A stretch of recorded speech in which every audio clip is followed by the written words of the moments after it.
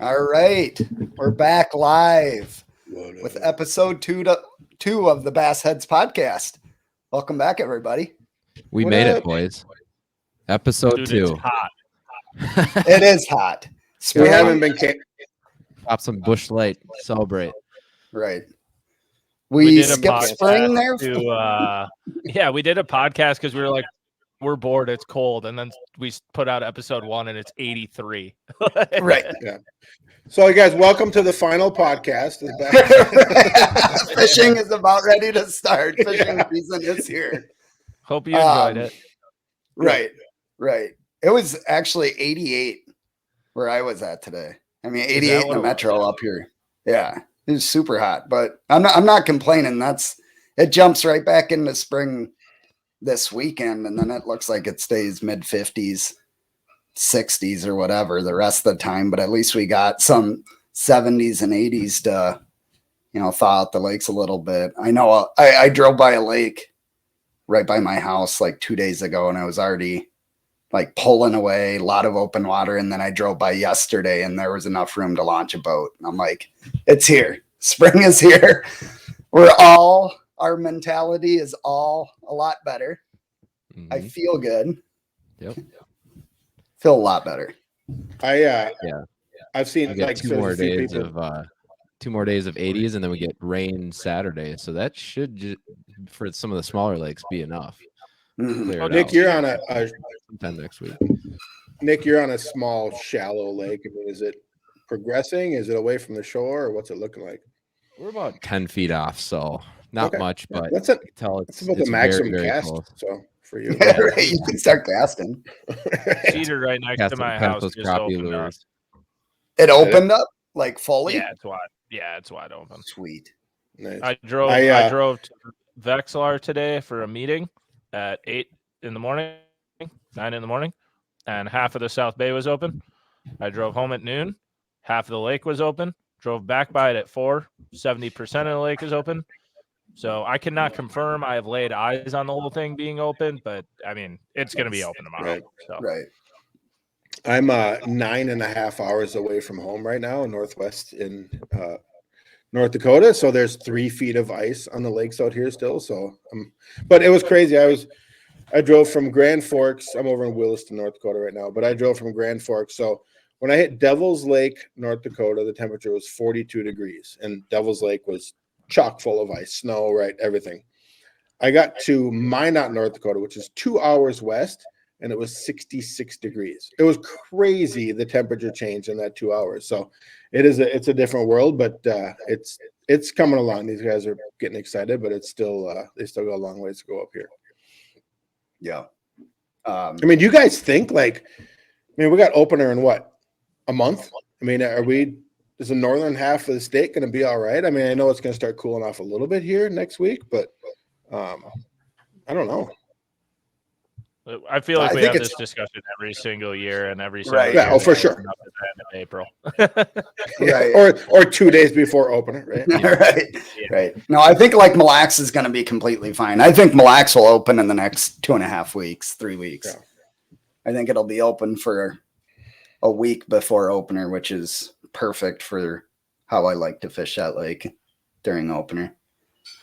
I mean, the weather shows in the next 10 days we got 4 days of rain and 60 degrees, so that'll help a lot. Right. Yeah. But we're supposed to, so me, Nick, Brent, a couple other people are going to go to Big Stone that last weekend in April, but I just saw pictures and stuff and Facebook posts of it's going to flood. Like ice is like jamming up. So it's, I think the ice will be off, but if it is, it's going to be high, muddy, and cold, which is not a good combination whatsoever. So I think we might head to Bogie instead, which I think is a really good backup plan. Yeah, that'll be fun. I mean, there's plenty of fishable water all the way around. Right, for sure. Well, I think we just jump into our first segment, which is just now that spring is here, just start talking about some tactics on hitting the lakes when the ice is off. Obviously, Minnesota close season, but you got Wisconsin, Iowa, South Dakota, North Dakota, pretty much everywhere around is open the second the ice is off, except for Minnesota. So we actually got a special guest today with us to share some of his cold water, early spring smallmouth tactics. We asked Hayden Anderson to join us. I'm going to bring him in right now, have him share some of his knowledge. So if you guys follow him at all, this dude is on the water from the second the ice is off the lake until he can't break ice anymore in the fall, and he catches them from the beginning of the year to the end. So it's going to be awesome having him on, share how he finds them, what he's looking for, what baits he's throwing. So we'll bring him in now. What's up, Hayden? Hey, how's it going, guys? What up? Hello, stranger. Thanks for joining, man. Yeah, thanks for joining us. Absolutely. We appreciate it. You know, anytime I think about cold water, I'm always thinking of you because you're always out there when no one else wants to be out there, and you're still always catching fish. So we'd love if you could share some knowledge with us, share some knowledge with the crowd, and we'll go from there. Yeah, I just winters are so long around here that I just can't stand to give up until I physically can't launch a boat anymore. You know, this year I'm happy I did fish until the bitter end because, you know, it's where I still don't have open water, and I won't for a couple weeks yet up here, or at least another week and a half, I bet. But you're still catching smallmouth. I saw you got on them 2 weeks ago through the ice. Yeah, it's the April Fool's weekend. You can go catch them through the ice, you know, if you know where to find them, which is just literally where I was catching them in November and December. So, you know, you just kind of go to those same spots. About that. So, obviously, late winter, they're starting to get more active as the weather changes. So, are your tactics? You still go deep rock piles, and what kind of ice fishing tactics do you bring to catch smallmouth? Is it very similar to, you know, what you would do for, you know, like crappie baits, or is it more, you know, smaller type swim baits that you vertical jig, or what? Give us a little insight on that. No, it's pretty deep. I mean, it depends on the lake too. I mean, there's all kinds of different scenarios where you're going to find them, you know, 30 feet of water. You might find them in 10 foot of water. It just depends on how deep they winter in that lake. But then as far as actually catching them, I mean, it's just crappie baits, basically. You know, they're still pretty lethargic and slow moving for the most part. So baits that are less than 2 inches, you know, is usually what you're getting them with. 1/8 ounce baits, maybe 3/32, really small stuff. And then I'll kind of continue to do that same type of deal once the ice goes off. I'm still not fishing baits that are very big, you know. Everything's a lot smaller right away in the spring. And then so I like to keep my baits pretty small too. Hayden, so do they like to go ahead. I know it's something if for people that don't know, Hayden and I have fished a lot together over the last 4 or 5 years. But something that I think is good to dive into, that Hayden's much better at than I am, but I think it's very pertinent in the spring, is if you, especially smallmouth fishing, if you have a sunny day or a cloudy day. You want to kind of talk about that and presentations and like what the fish like to do, especially immediately after ice off. We've ran into that a lot on our fun trips. Like if it's a sunny day, it can really suck. Well, the other way around is what I'm thinking. Yeah, like the sun or the other way around. Right. The sun can be such a big deal right away in the year too. Like when the water's, you know, right when the ice comes off, usually water is going to be 38-ish degrees, you know. 38 to 40, depending on how quick it's warming up. But yeah, the sun is such a positive thing for me right away in the spring, because it just, I mean, I don't know if it's because of the visibility for them, or if it's just like, you know, just like how we are with, you know, when the sun comes out. Clouds can make it pretty tough. I mean, there's certain situations where maybe it'll fire them up if it's cloudy, windy, nasty weather, but seems like right away in the year, sun, brings them a little bit shallower, quicker, and obviously it's just warming up. So it's I really like the sun right away if I can. Yeah. Flat calm, I mean, it can make it a little tougher, just like any time of year, but the quicker the sun comes out, and it just brightens everybody's mood, including the fish. Right. So do you use a camera when you're ice fishing for them? Because I've heard they group up into just tiny pods in the winter. Yeah, we almost on top of each other. Right. If we got spots that we know we're gonna catch them, we just drill holes and start fishing. But if it's like, oh, let's go try this new spot, if we drop the camera down, we'll drill like 3-4 holes, and then you drop the camera down on your waypoints, and if you don't see a fish, I mean, you just pack up and go to the next spot, because even if they're on the other side of the hump or the other side of the point, like they'll just come and check out the camera. They're so curious, Sure. Oh, you're literally calling them in when you drop a camera down. So if you don't see anything within a few minutes, there's nothing there, so you can just keep moving. Do you feel like they like school up, like pile in very small areas right as the ice is out too, kind of like they do in the winter, or do they start moving around a little bit more? I feel like, yeah, and I feel like even later in the winter, like right now, like if I could be ice fishing them right now, I think they'd be more spread out right now than they would be in, say, like January or even February. Like the later in the year it gets, when the days start to get longer and everything like that, they just start to get a little bit more active.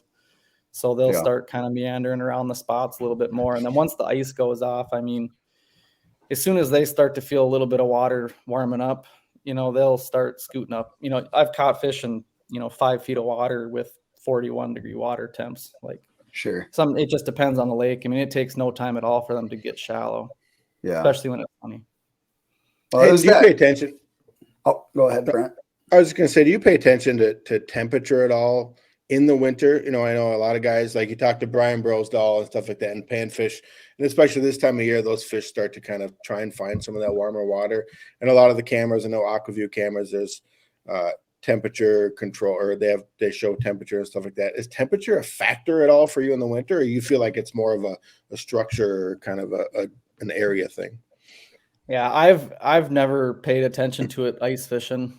It honestly has never crossed my mind, because I just know it's there's nothing I can do about it to really find much warm water, I guess.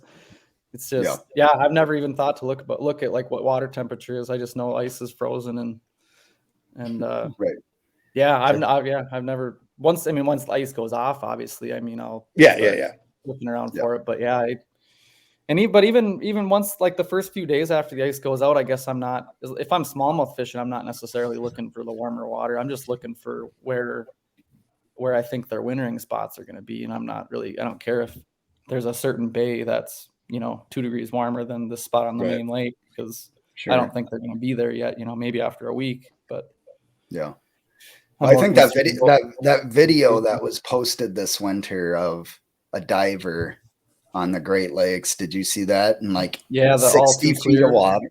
Yeah, and it was on one boulder, and there was like 8 smallies literally stacked on top of each other. Yeah, that was really cool. I can't I imagine that's probably what they do on Mille Lacs too, because I've ice fished Mille Lacs a ton, and I've never pulled a smallie out. And I'm fishing rocks and at boulders and stuff, and I've never seen one. I think from what I gathered from that video was probably taken early in the year, like January. Because they posted it when they posted it maybe a month ago. Sure. I bet you that was from earlier this winter, just because of how they were acting, where they were huddled around that rock. Right. I mean, if you see that on the camera when you drop down, you might as well just go to a new spot. You ain't catching them. They don't care about your bait. You're going to drop it down, and they're just going to maybe not even notice it.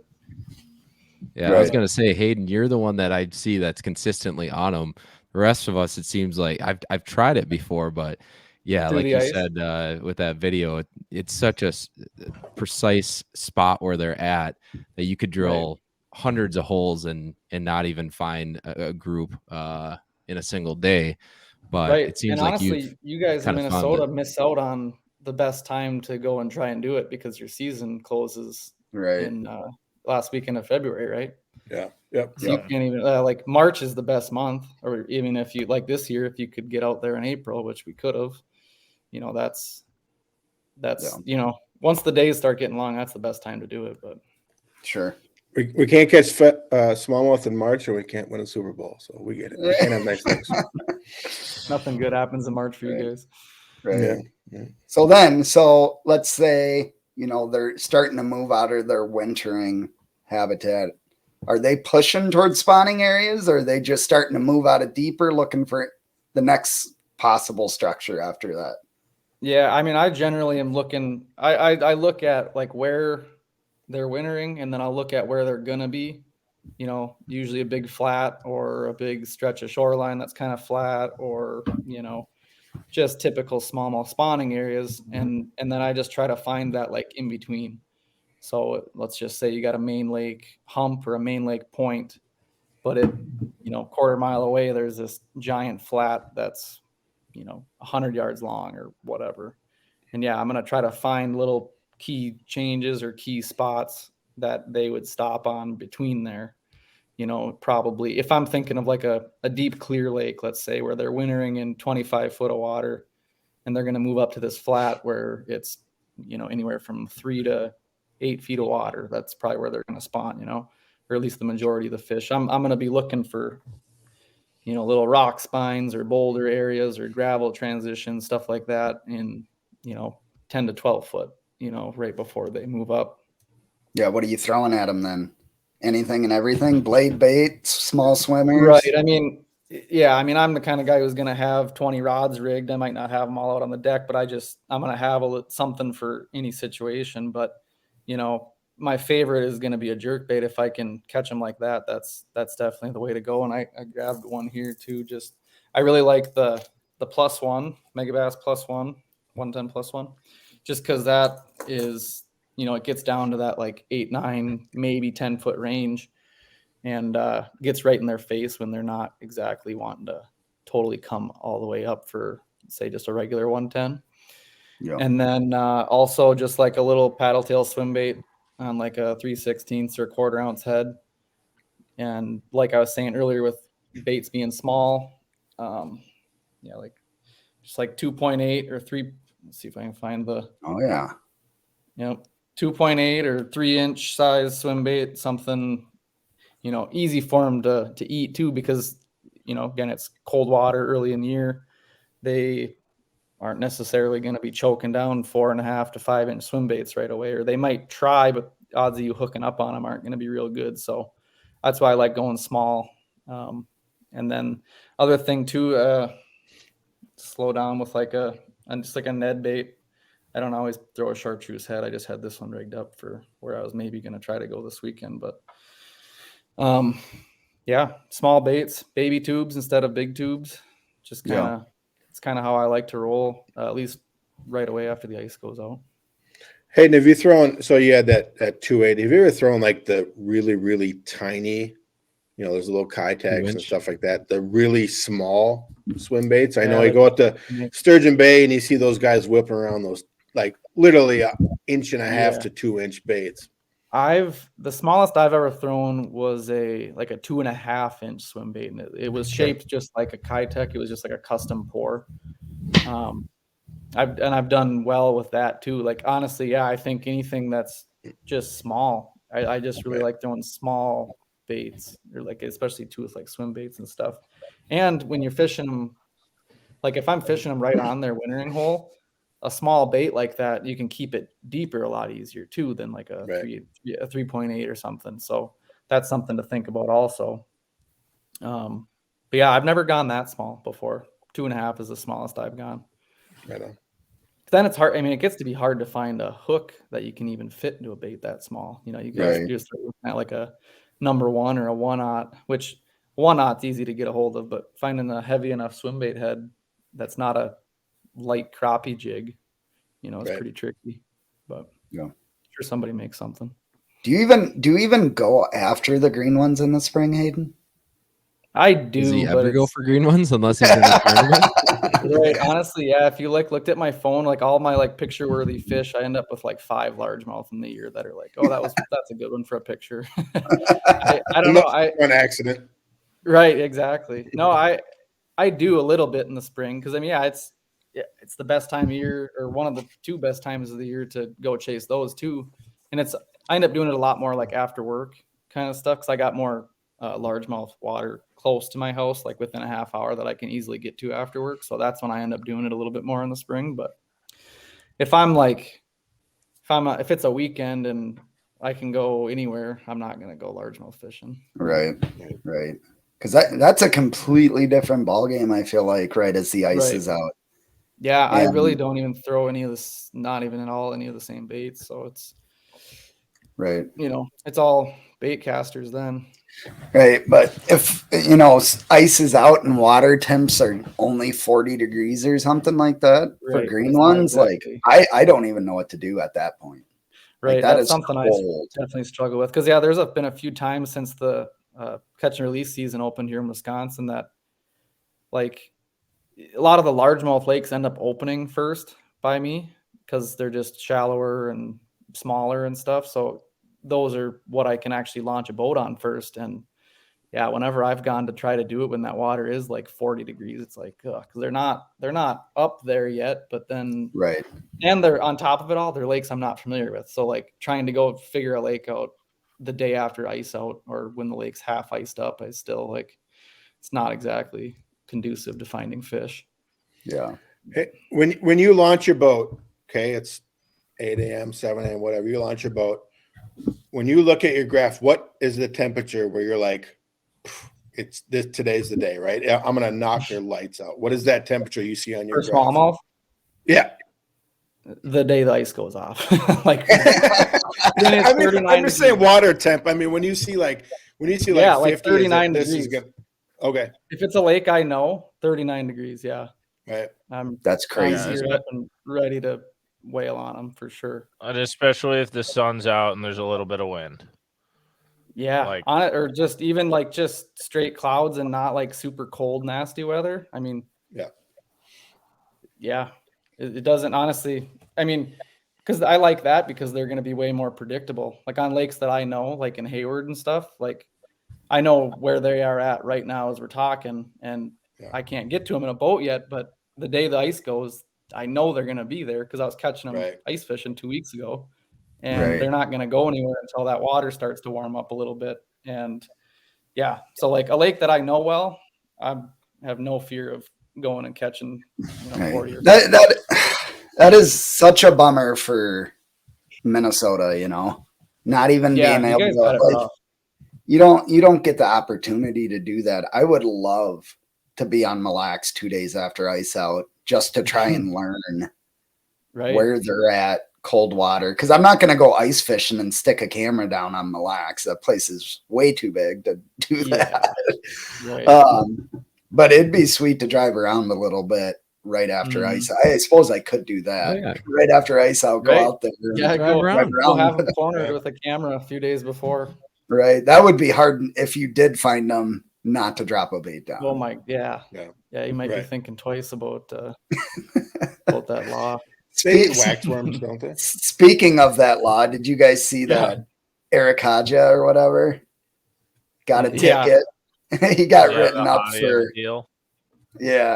for fishing for walleye because he videoed himself saying I was fishing for walleye, but he was out technically going for smallies and walleye.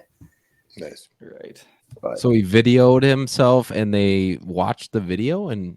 I think that's what it was. How'd it go down? Yeah, I think they were like Instagram stories or something. Right. That he posted, because I'd seen he caught a couple of huge walleyes and I didn't know where he was or I didn't care either. But then all of a sudden a couple of friends of mine had sent, pictures of him like getting a ticket, getting written up by the Michigan DNR. Yep. I was like, interesting. Wow. Right. Huh. So they actually found out through the Instagram video. Well, I think there were like some locals too that knew where he was, maybe saw him, at the boat ramp or something, and then saw his social media later in the day and was like, "Oh, what the heck? He's catching walleyes, and that's a closed zone." Yeah. But then he claims he's catching smallmouth, so it's like a big gray area. You don't know what. Yeah, you got to be a little more self-aware. Right. Right, especially in his position, I would think. Yeah, Well, exactly. right. And it sounds like, there is a push in Minnesota. There's a couple guys working on it right now. We've heard that. I would really hope within the next 5 years it gets changed to a catch and release, and I could see it happening.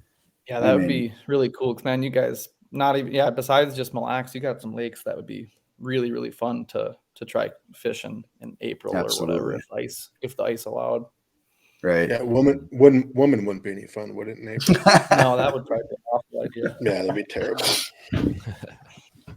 But one of the things I see, I keep kind of going back to that Sturgeon Bay because I feel like that's kind of similar, to kind of the area you're at. But some of the biggest fish I've ever seen out there are when I'm in certain bays and the lake is ice locked. You can't get out there. But those big fish, like those 8-pounders, are up in like 4 or 5 feet of water. And I feel like they're up there for like 4 days or 3 days or something like that. And I don't know if they're checking it out or what, but they're up there and then they're gone. And I don't know your theory on it, but why those fish and maybe those are fish that bed in like 10 feet of water and you just don't see them again, or 20 feet of water, you don't see them again. But some of those freaks are up there. Maybe they're warming their eggs or something like that, or checking it out, but they're up there for like 4 or 5 days and then they're gone. Right. And I honestly don't think I'm going to be able to give a real good answer to that, just because I've never been to Sturgeon Bay in the springtime. Yeah. And I feel like from everything I've heard and people I've talked to about Sturgeon Bay, it just seems like that place it's a lot like other places, but also it's completely its own beast, with how many fish push shallow and cruise shallow and you can't catch them. And they're just, it's because it's like the lakes I like going to right after ice out, if they push shallow, they're really catchable fish. So I don't know if those ones in Sturgeon Bay are just, it's obviously getting a lot more pressure in the last few years. And so I don't know if those fish are just, they're not getting that big by being stupid. So I don't know if it's just, I don't know. I guess I don't have a real good answer for specifically Sturgeon Bay, but the lakes I like going to, they go there and stay there. Yeah, they go there, stay there until they spawn. They stay there for a few weeks after they spawn. A lot of them will stay there the whole summer. It's just, Sweet. Well, this could be a good maybe transition to last week. We did the boat ramp stories of the crappie fishermen almost drifting into Tony and Brent. Hey, do you have a good boat ramp Let's not story? pigeonhole crappie guys. Birch guys are way classier. Yeah, come on, dude. I think that was pretty obvious. But Hayden, do you have any? Tony kind of introduced you by mentioning that you can fish as late as that first layer of ice where you're chipping away at it. Do you have any kind of funny stories of having to do that for a half mile to get out, or anything else that you can think of that you can provide us one of those boat ramp stories for this episode? Yeah, I guess, I don't have necessarily, I guess I've had a few interactions with like people, like when I'm about to go launch the boat and people are just like, what? Like they just can't believe I'm about to, like, I had this one guy, I think it was opening weekend of rifle season in Wisconsin. And so that would have been like November 21st or something like that this year. And this guy was just blown away that we were going to go fishing because it was like 12 degrees outside. And like, yeah, man, we're going to go catch them too, but I didn't necessarily say that to him because I just wanted him to think we were stupid and play dumb, but I didn't need him knowing we were actually catching fish. But I've gone through so much ice in the boat. It's usually just like slush, so it's nothing. Everybody thinks I'm like damaging my boat, and it's like you do worse driving down the road than what I'm doing going through this ice, This rock's gonna be coming up and hitting it. So I'm not really worried when everybody else seems to be a pansy about it, but it's not really a big deal. Well, there is that picture going around on social media. Which one? That's where you're trolling motor frozen, like there's drips of ice coming off. That was on like Yeah. someone else's Instagram, some big fishing Instagram's page too. I think I sent it to you and I was like, is this your boat? I think, yeah. Oh yeah. It was like I know what you're talking about. Yeah. That was a crazy day. That one, we Did you didn't get catch to a fish that very day? long. Did you No, catch we a only got fish to that fish day? like 20. We only got to fish. If we're talking about the same day, I only got to fish for 20 minutes because it was just, I think I have I couldn't even cast. I couldn't cast into the wind. It was just ridiculous. And that was another day where it was like teens degrees outside, so everything was freezing really fast, and we just ultimately decided we just shouldn't probably be on the water, so we got It's off. like, right. Yeah, For sure. Well, I was mentioning with you at the expo that you're the only fisherman I've ever seen with a Mr. Buddy heater on the front deck. And 12-degree day. I bet that came in handy for you, huh? Yeah, that and just hot hands. Keep those. Keep 2 of them in each pocket and rotate hands, holding the rod so you keep your hand warm. Actually, feel the bite. You know. Have you ever had motor Yeah, issues, like your motors kind of froze up or anything? I had it happen just once this fall, where because it was, like I said, it was about 12 degrees, and the pee hole on the motor was starting to freeze up a little bit. So kind of had to tilt it up and like poke a hook in there, try to get it to start pissing again, basically. Right. No. But other than that, after it warms up, it's fine. But you just got to keep an eye on stuff like that. It's insane the amount of preparation, the extra things you got to think about fishing that late in the year. Between like, you used to have to pee on the trolling motor to get it to come up because it'd be frozen. But I've graduated. That was just jellyfish things. I've graduated to just buying like bottles of heat, stuff that's just gonna like melt the ice because it's like a 1/8 inch or 1/4 inch of ice that'll melt over, the Ultrex, and you got to do something because you can try chipping with a screwdriver, you can never get enough of the ice off that's like in the joints of the trolling motor to actually get it up. So you have to I'll spray it down like the night before or the morning of before you go out with like a silicone based WD-40 or stuff like that to try to prevent it from freezing up in those hard to get to spots. And then you just lock de-icer, you just get creative with different things you can get at an auto parts store. Sure. But Nice. it took me like a couple of years to like actually realize I should start doing stuff like that. Right. Well, now you're young. You're still young. You got to figure it out already. Yeah. I mean, I got a lot of time to improve my techniques with that. Right. There you go. Yeah. All right. Well, I think we're going to move on to the next segment. Hayden, I appreciate you joining us for the call. A lot of good information. What's that? I said that was a lot of good information. I'm sure we'll be seeing pictures of some big old brown ones here in the next 2 weeks. If all goes next, right, 2 days. Hopefully, if everything goes right, you'll hopefully be seeing stuff Sunday or something, Sunday afternoon maybe. But if you don't, before you, then it was a total are you going to disaster. stay around for the next segment? What's that? Tony? No. Okay. Hayden, before you take off, do you want to plug your guide service? Yeah, I appreciate it. I got a couple of guide pages on Facebook. It's just Hayden Anderson Fishing.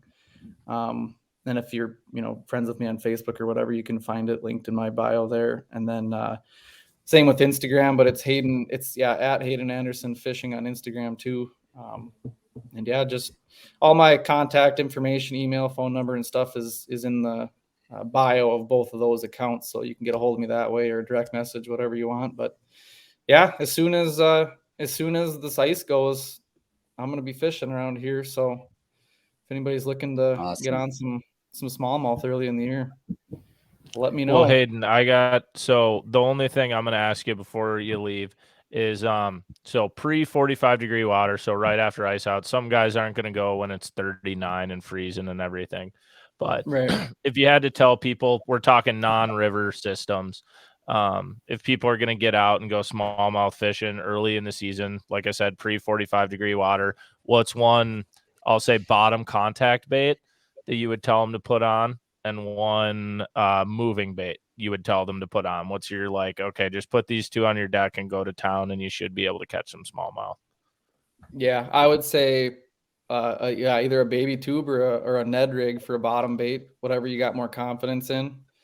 Depending on depth of water, if you're in 20, 25 foot of water, I'd go 3/8 ounce on your tube, and probably like a 1/4 ounce Ned head or 1/6 ounce or something. And then if you're shallower, 1/4 ounce for tube, and then 1/8 ounce on a Ned head. And then swim baits would be my moving bait of choice for sure. They'll eat that thing year round, so just got to fish it a little bit slower sometimes. And you don't got to give up any specific juice, but what's swim bait specifically? You Kitech guy, or you can keep a couple of them hidden? Right. Yeah. No, I mean, you can't go wrong with a Kitech or anything shaped like a Kitech, but also if you're looking for something that's like a little bit tighter wobble, sometimes like, the Mega Bass like Hasdong, that thing's got a little tighter wiggle. Arsenal Tactical Minnows also got a really tight wobble too, where it's just like the tail is kicking. So if they're a little bit more negative, that's a really good option too. And then same as kind of like the tube, if you're in deep water, I usually won't go any heavier than a 3/8 ounce, especially with a small swim bait. You don't need to go very heavy. Honestly, a 1/4 ounce head on a small swim bait like that will get you by in pretty deep water, and then just kind of taking it up to 3/16 or an 1/8 ounce as you get shallower. Sweet. But, yeah. All right. Awesome. Thanks again for dropping those nuggets. Yeah, absolutely. Appreciate the info, Hayden, and hopefully you get out on Sunday. Let's hope so. Keep your fingers crossed for me. All right. We'll see you later, Hayden. Thanks. Yep. Yeah. Nice talking to you guys. Thanks. See you, dude. Awesome. Awesome. He said it. He's going to see a lot more guys at the boat ramp in November. Right. For sure. Moving on from smallmouth, I just want to touch on this real quick. You each get 3 choices of baits on your bait or on your deck. If you're targeting largemouth early season spring, what are you going for? Just 3. So I can start with this. I mean, my go-to. We saying in Minnesota? It's going to be in Minnesota. Yes, Minnesota. Minnesota, Wisconsin. If you go to Wisconsin or South Dakota, if you're going to South Dakota, Midwest largemouth lakes, ice gets off, you're able to actually fish them. What 3 baits are you throwing? Yeah, and we're gonna call this. What are we gonna coin this, Brent? What's in the cart? What's in the bag? No. This is a different segment. It is. This is just spoiler alert. What you would throw early spring. Yeah, I'll go. One of them will be later on the segment or different segment, but swim jig is my absolute go-to in the spring for largemouth. That's probably what I'm throwing 90% of the time. Just one of those baits that I got a lot of confidence in from very early on in my North Star custom baits days, when we made some killer colors that have now been, I guess some other companies have mass produced them, but back then, Chris DeMars was making some really awesome bluegill colors. So I still have a bunch of those originals. So that's probably my number one. And then I would say square bill. Love having a square bill on. And then there are times when I'll throw a bigger bait, also in the later segment. But I do actually like for largemouth to have a glide bait on, something that I can just really slow turn of the handle and get that thing gliding over them. You can get some really big bites early spring, late fall. So those are probably the 2 times I'll have a glide bait tied on, but probably those 3. All right, Bart. Those are good ones. I would have never picked all 3 of those are different than the 3 that I would pick. You're saying so I have to put them on my deck to start the Minnesota largemouth season, or Wisconsin if it's whatever you're throwing. I'll be honest, go smallmouth fishing. I don't watch. No. I'm just straight up saying I don't fish for largemouth pre-50-degree water in the spring. You should. I've never really gone and done it. No, that's when the state record's going to be caught. Did you just listen to Hayden? Smallmouth are fun. Anyways, no. Yeah, we don't have those gems within an hour and a half is the closest for us. But there's some, but yeah. Yeah. So early in the season, man, I'm probably just throwing out the AT jig, just a do-all jig, just to chuck at cover, because I'm probably going and looking at cover right away just to see if there's anything warming up on wood. Other than that, I'm going to go to a Fritz side 5 just because, I mean, it's hard to argue with a flat-sided crankbait. I've done decent with it kind of all around the country when it's cold water. Dude, I'm gonna be honest. That's probably what I'm doing. I'm probably just putting those 2 rods in my hand. No just grinding, chatterbait and then, early season. I mean, you can, but like that's what Or the fruit. I jerkbait, feel like the even chatterbait gets jerkbait. really good after. Dude, I hate jerkbait fishing. I'm not a How jerkbait did guy. you fish with Hayden? How did you fish Only with for Hayden? smallies. Dude loves jerkbaits. Hayden You just threw let the him jerk- do it. Hayden does the jerkbait. Yeah, I threw the other bait. It was perfect, actually. It worked awesome. Perfect. I did have fun on Vermilion, though. Last year, we caught a lot of fish on Vermilion, but that was like post 50-degree water. Like, Sure. we're talking under 50-degree water. I don't feel like, I mean, maybe you can knock their lights out on a chatterbait, I guess. I don't have a lot of experience that early with largemouth, man, up here. Sure. Like, I really don't. I actually probably have more experience in under 50-degree water outside of Minnesota, Wisconsin with largemouth than I do up here. And that's just because of our season, Right. Right. Yeah. All right. Those are So- good choices, though. One of Yeah. them's in my arsenal, so. What you got, Tony? No, you go, Brent. I go last. I'm going to go last. I mean, it nothing crazy, right? Chatterbait, like you said, I have a chatterbait on year round. It just catches fish, right? That time of year. One thing I'll do different maybe in that time of year is go with a straight tail rather than something with a paddle tail, kind of try to slim it down, maybe modify that action a little bit. And then I don't throw a trap a lot, but in times when those weeds are kind of emerging, I want to, get a reaction bite or something like that. I'll throw a trap, whatever brand you want, but a trap. And then I'll just have a jig on, right? Because just in case you want to slow down or maybe get into an area where you find some fish and you kind of want to soak it a little bit. So, I mean, nothing crazy, but I mean, it's kind of what I got going on. I'll agree with you, Brent. Probably the only time of year I have a lipless tied on is till like the water hits 55. I throw a lipless a lot in the spring. I don't know why I even bring it out. I have some really bad days. Yeah. I don't know why it's in my boat past June, but it is, right? There's no reason for it to be there, but I always have it with. But it's that time of the year, it can get you some extra bites. Which one do you like the most? Oh, God, I really that time of the year I want something like I use the Jackal, the TN50 a lot, but not that time of the year. I use that a little more in the summer. I got no problem with a red eye shad, man. That thing, the way that thing kind of falls straight, and it just seems to have that right kind of weight where it just doesn't do anything too crazy. But how about you? Mm-hmm. I really like the that 6 Sense one is really good too. Sure. I think it's I can't remember. There's 2 different ones. Yeah, but it's the just bought 2 of them. Is it the Quake? I think it's called the Quake. Yeah, yes. I think you're right. Yep. It comes with EWGs. I don't know. I've caught a lot of fish down on the Tennessee River on that thing. It's fun. Like that. That's a really good lipless, I would say. And it comes with EWGs, so you don't have to swap them. Right. Very nice. What I do like about the red eye, it also has that tungsten option just for a little different tone. I think it's the just 1 tap tungsten balls in there. But it just adds a totally different sound to them or for them down there. So nice 1-2 punch.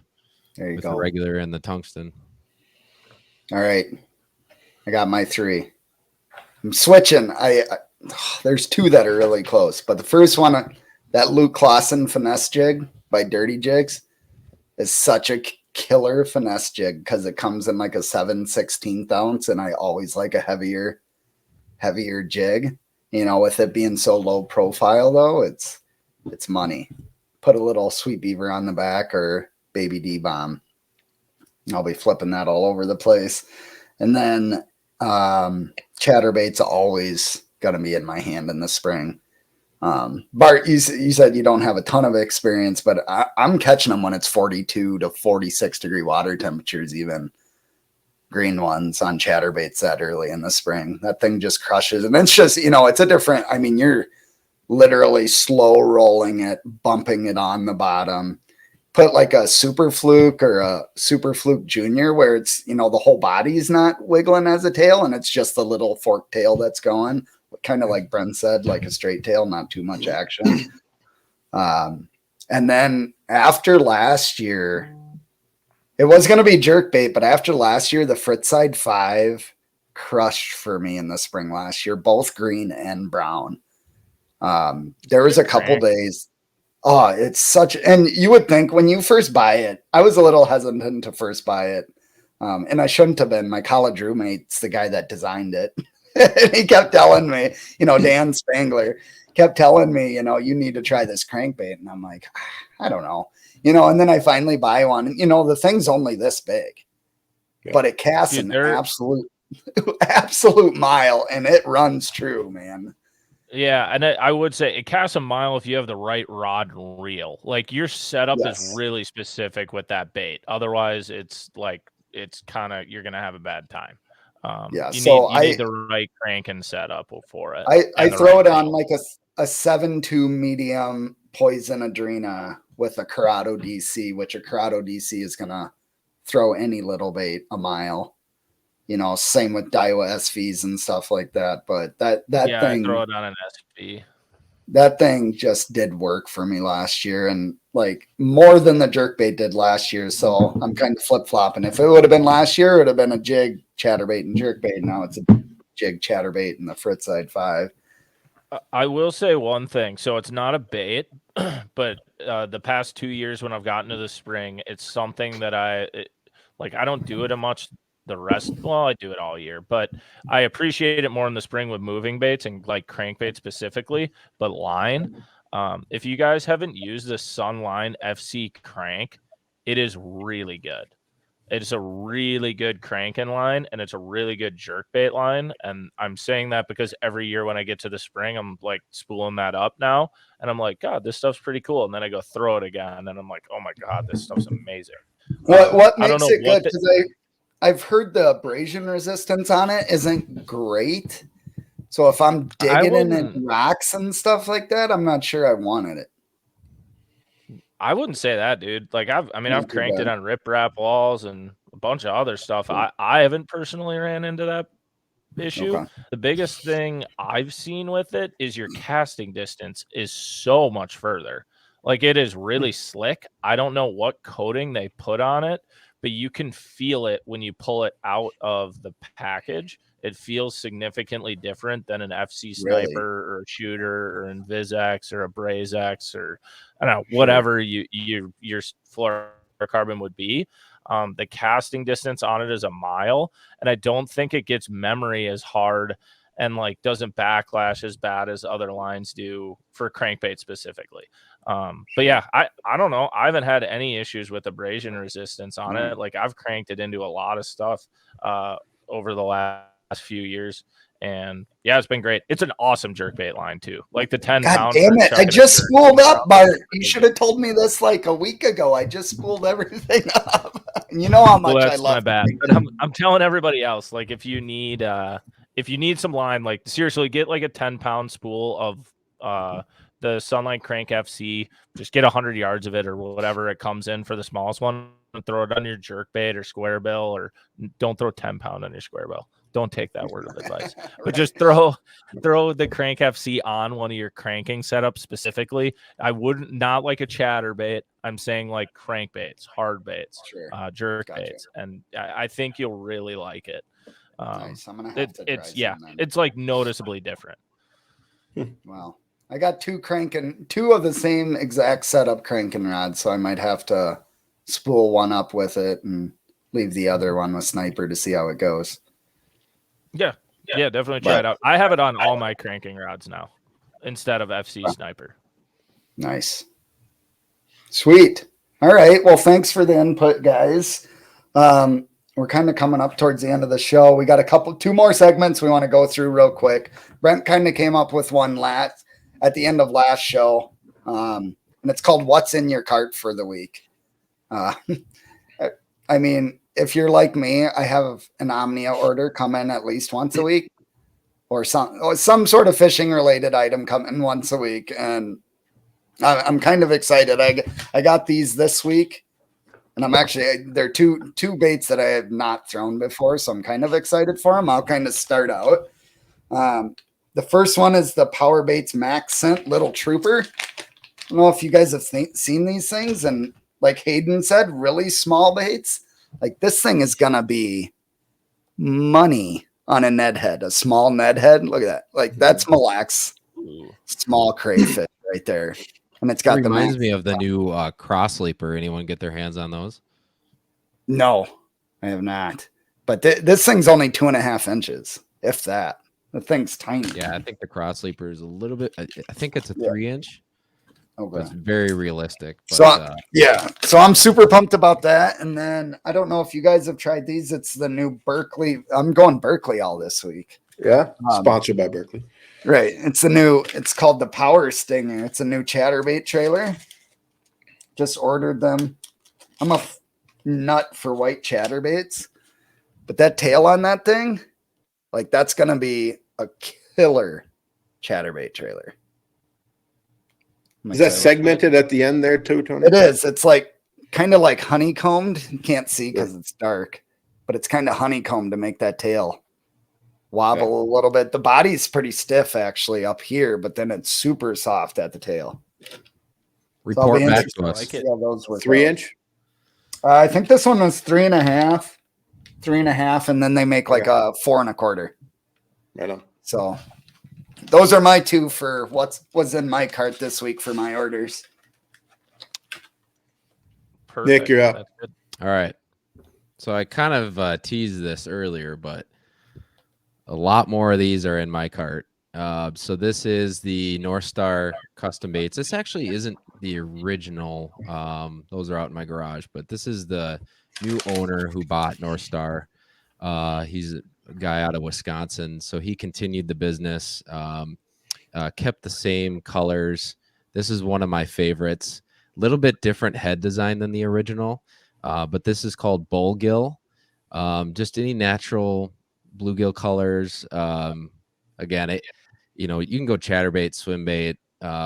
It's really preference, but I'm going to be having this on my deck for the first month for sure, as this is my confidence bait. But I like to throw something a little bit different on the back, like a pack-a-craw. I know everyone's really into the swim bait trailers, but for some reason the pack-a-craw really gets them fired up with how much those appendages move in a water displacement. So that's my go-to, and the pack-a-craw color is Alabama craw because it's got a little orange on the bottom and brown on top, so it actually matches the head a little bit, and some of the strands are orange as well, so it's an absolutely perfect match together.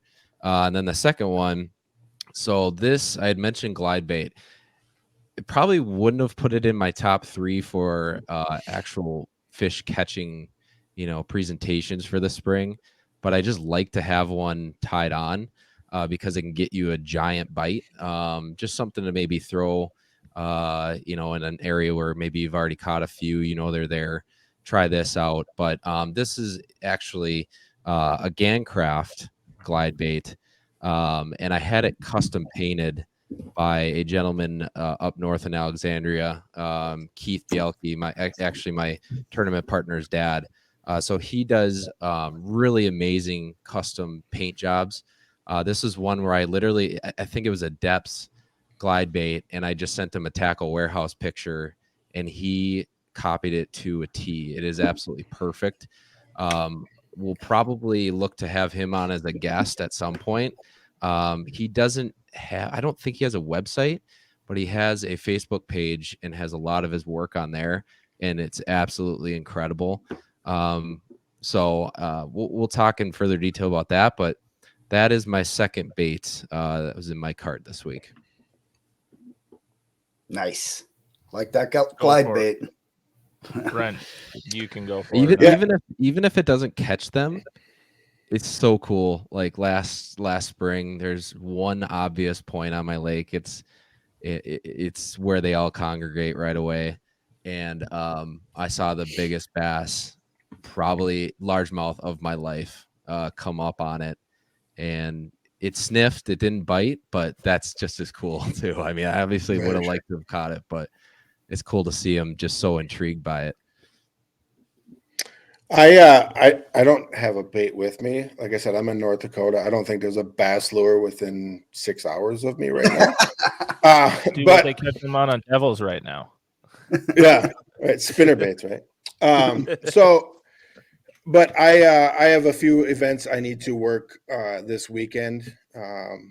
I'll plug ones at Thorn Brothers, ones at Shields and Eden Prairie. I know Joe's has an event this weekend. Capra's has an event, bunch of stuff going on this weekend. So really good weekend for everybody to get out and fill their carts or the baskets. But I am going to pick up some of the, for those of you that aren't familiar, there's a tackle company called Beast Coast, and they make a compact football jig. And I'm a big compact jig guy, whether it's a stealth fighter or the Clausen jig or something like that. But I'm a big compact jig guy. When you're going, I think 99% of the bass anglers out there throw a standard, half ounce jig, right?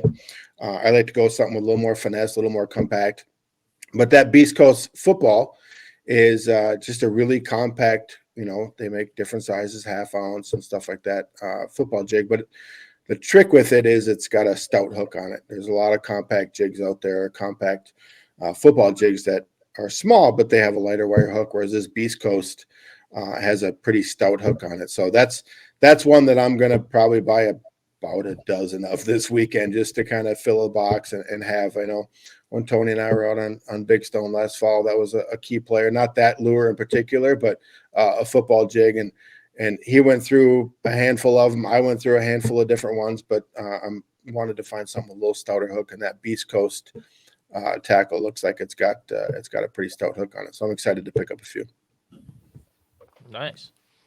Okay, I got a couple different things, and that's largely because I'm gonna be gone the next few weeks. I'm getting really busy here, heading out for tournaments. So none of my stuff really pertains to Minnesota. So I went and grabbed something else for early season for smallmouth guys. Maybe not this size, but this is the this is actually the Smeltinator underspin. I throw an underspin for smallmouth a lot right after ice out. Hayden talked about swim baits. Him and I have both had a lot of success with underspins early in the year. It's a lot of fun. If you're catching them on a little swimmer, I'll always have an underspin rigged up with a bigger swim bait as a trailer to kind of throw in after I catch a couple, and I almost always get my biggest fish on that one. So that's one. I don't know. I haven't really caught them any other time in the year. I've tried it a lot with an underspin, but right after ice out, it's really good. So that's something up here. But in terms of what's in my cart, I think this is kind of interesting too, because I have to go down to the Tennessee River for the next 2 weeks. So I actually don't even have it in the package anymore, but I was super pumped because it was sitting in my garage. It was actually in my cart last fall. Do you guys remember when Omnia did the 5-inch mag draft sale?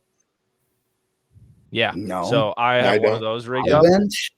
You never saw that? Okay. Didn't. So I don't know how they got them, but it's a Japanese only swim bait.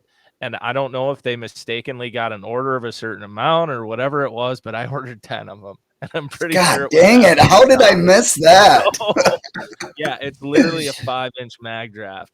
I don't know if they're ever going to get any more of them. I grabbed them immediately when I saw them, but it's it's literally the perfect size. I just rigged it up for going down to Kentucky and Chickamauga for skipping around docks and stuff, just a little different size. So I'm super excited for that. I'm going to throw it around in Minnesota too. I really like throwing a mag draft in the spring. It's a very good bait, kind of like Nick with the glide bait. They do eat the crap out of a mag draft in Minnesota though. Yes, they really, do. Really both green and brown. Yes. Mag drafts. It's such a great bait. Yep. And the 5-incher, I'm just pumped on because I've always thought the 6. I'm like, God, this is great, but it's just a little too big for up here. I catch a lot of fish on the 6 still, but I was like, if we had a 5, it'd be even better for the amount of short strikes I get. So I'm pumped on that. Another one. So we're getting TVA specific now, but it's stuff I'm going to experiment on in Minnesota too. I got a True Bass or Bass Trick swim baits.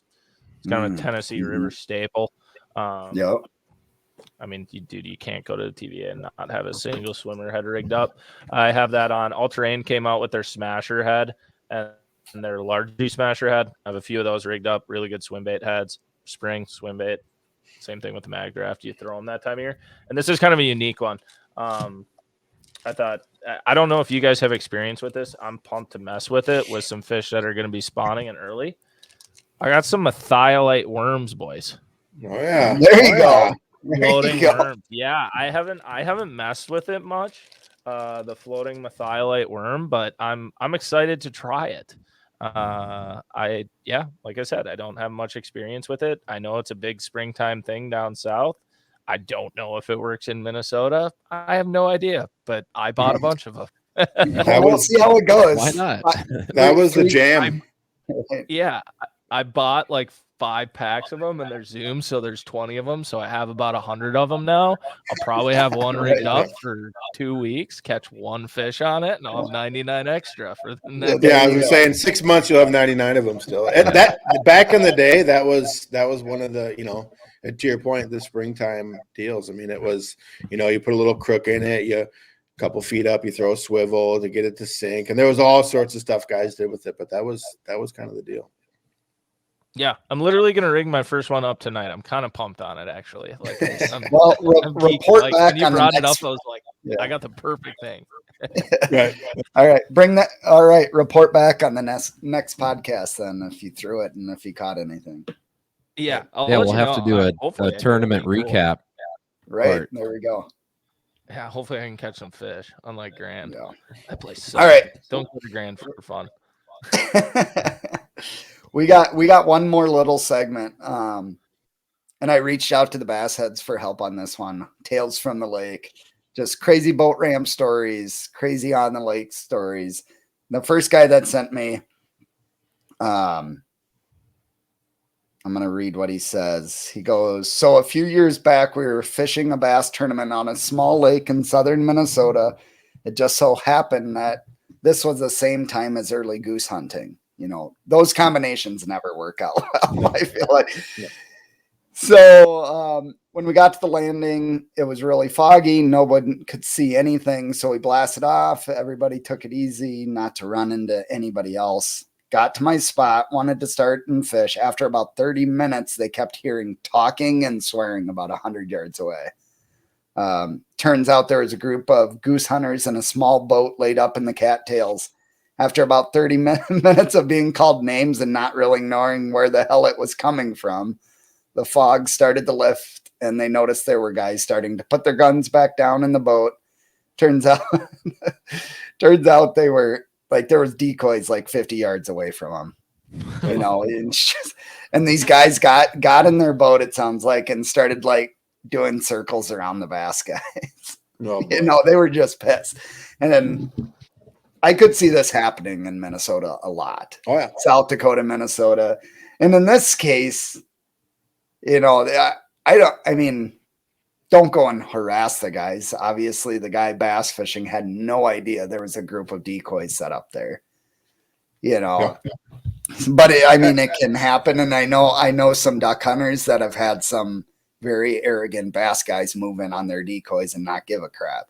So it goes kind of both ways, but it is kind of fun. I wouldn't know what to do. Could you imagine like pulling up to your spot, start fishing, and all of a sudden shotguns, like shells going off, like right by a.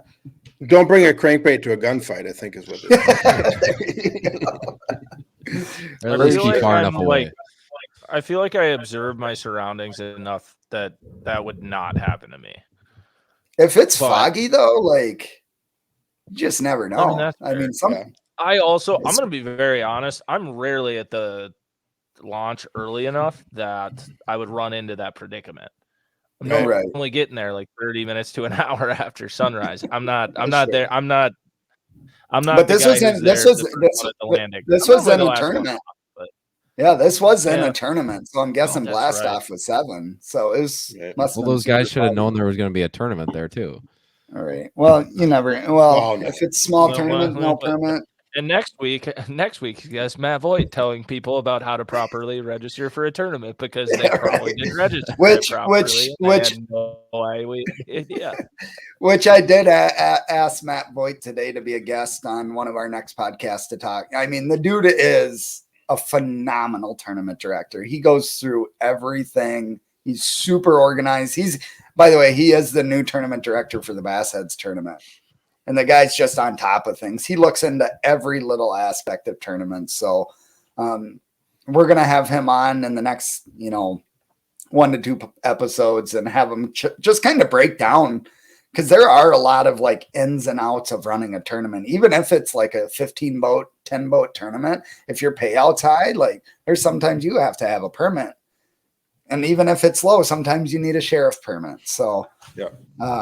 You just never know. And the guy kind of has done his research. So hopefully he'll join us in the next episode or 2, kind of run through some of that stuff. I know he's even told me he might even make like a user guide for tournament directors for Minnesota, which I think is an excellent idea. But controversy next week. Right. It could be controversy, but that's what it's all about. Right. Yeah. Well, piss off the whole state. Let's do it. Episode 3. The 3rd episode is going to be our last episode. Let's see if we can get some politicians on. Let's just go for it. Right. Let's not get canceled, but let's just say enough, like create enough drama for people to talk about it. Right. Well, and then they'll listen back the next episode. But anyway, we're ran over time a little bit, but thank you everybody for listening in. Thank you, Nick, Bart, and Brent, for joining. Hayden, that was awesome. I mean, I learned a few things. Hopefully Minnesota season will open up here in the next few years where I can, take some of the knowledge Hayden shared and go out on the water and see what it does for me. Try to locate some of those big smallies.